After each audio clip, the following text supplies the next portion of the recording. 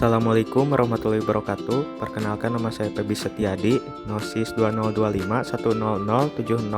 10004022113 dari kelompok 2 angkatan 14 ton 7 Latsar Pusdik Minpolri gelombang 2 tahun anggaran 2025. Di sini saya akan memaparkan agenda 2 mata pelatihan akuntabel dan kompeten yang dipaparkan oleh Widya Iswara Bu Dr. Widya Febriani.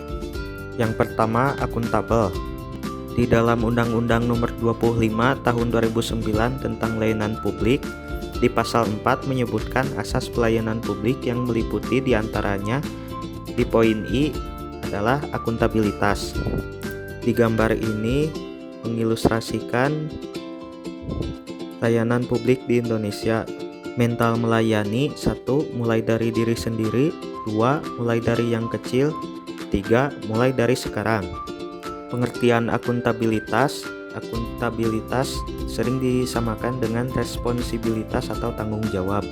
Akuntabilitas adalah kewajiban untuk bertanggung jawab kepada seseorang atau organisasi yang memberikan amanat. Aspek-aspek akuntabilitas yaitu akuntabilitas adalah sebuah hubungan. Accountability is a relationship. Akuntabilitas berorientasi pada hasil atau accountability is results oriented. Akuntabilitas membutuhkan adanya laporan. Accountability requires reporting. Akuntabilitas membutuhkan adanya laporan. Accountability requires reporting. Dan akuntabilitas memperbaiki kinerja atau accountability improves performance. Pentingnya akuntabilitas. Akuntabilitas publik memiliki 3 fungsi utama menurut Coppens 2007, yaitu 1. Untuk menyediakan kontrol demokratis atau peran demokrasi. 2. Untuk mencegah korupsi dan penyalahgunaan kekuasaan atau peran konstitusional. 3. Untuk meningkatkan efisiensi dan efektivitas atau peran belajar. Tingkatan akuntabilitas: 1. Akuntabilitas personal. 2. Individu. 3. Kelompok. 4. Organisasi. 5. Stakeholder. Akuntabilitas dengan integritas adalah 2 konsep yang menjadi landasan dasar dari sebuah administrasi sebuah negara. Mekanisme akuntabilitas harus mengandung dimensi: 1. Akuntabilitas kejujuran dan hukum atau accountability for probity and legality. 2. Akuntabilitas proses atau proses accountability. 3. Akuntabilitas program atau program accountability. Dan yang terakhir, akuntabilitas kebijakan atau policy accountability.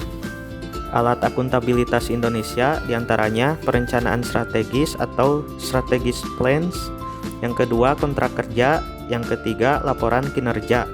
Menciptakan lingkungan akuntabel yaitu kepemimpinan, transparansi, integritas, tanggung jawab atau responsibilitas, keadilan, kepercayaan, keseimbangan, kejelasan, dan konsistensi.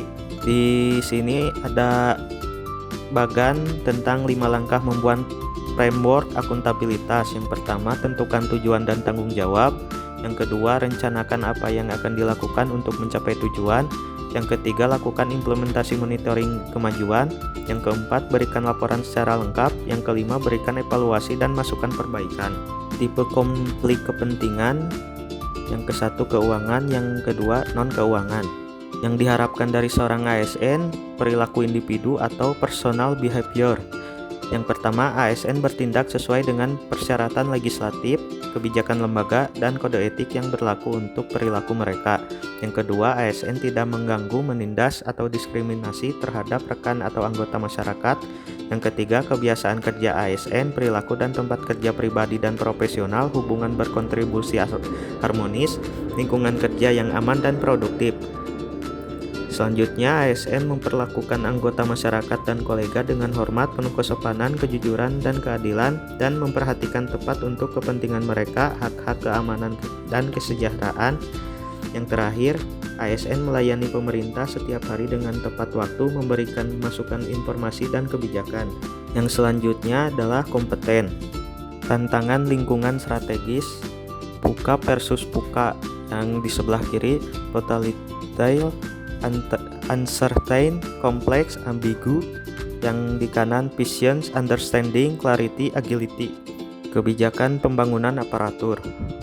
Mengenai sumber daya manusia berkualitas dan berdaya saing, Di sini ada Smart ASN 2024 dan Indonesia Emas 2045. Roadmap pembangunan aparatur sipil negara diantaranya 1. Good governance, 2. Reformasi birokrasi, 3. Sistem merit, 4. Birokrasi berkelas dunia. Yang di dalamnya Smart ASN, integritas, nasionalisme, profesionalisme, wawasan global, IT dan bahasa asing, hospitality, networking, entrepreneurship. Pengelolaan ASN berbasis sistem merit diantaranya kualifikasi, kompetensi, kinerja, dan non-diskriminatif. Di dalam kompetensi ada teknis, manajerial, dan sosiokultural. Di dalam ASN berakhlak diantaranya ada kompeten, yang isinya kami terus belajar dan mengembangkan kapasitas, mengembangkan kompetensi diri, membantu orang lain belajar, dan melaksanakan tugas terbaik. Pengembangan kompetensi ASN diantaranya kompetensi teknis, manajerial, dan sosial kultural. Kompetensi teknis yang diukur dari tingkat dan spesialisasi pendidikan, pelatihan teknis fungsional, dan pengalaman bekerja secara teknis. Konsep kompetensi merupakan perpaduan aspek pengetahuan, keterampilan, dan sikap yang terindikasikan dalam kemampuan dan perilaku seseorang sesuai tuntutan pekerjaan. Prinsip pengembangan kompetensi ASN, upaya peningkatan kompetensi yang dilakukan organisasi maupun individu.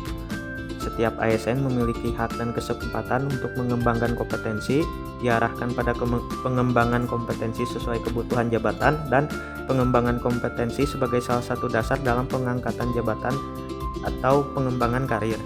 Pelaksanaan pengembangan kompetensi ASN bisa dilakukan dengan pendidikan dan pelatihan. Dalam pelatihan klasikal atau non-klasikal.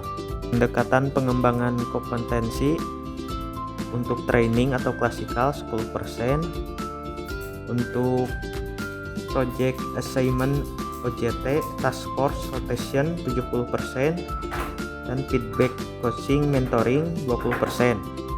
Rencana pengembangan kompetensi ASN. 1. Instansi pemerintah wajib menyusun rencana pengembangan kompetensi tahunan yang dituangkan dalam rencana kerja anggaran tahunan instansi.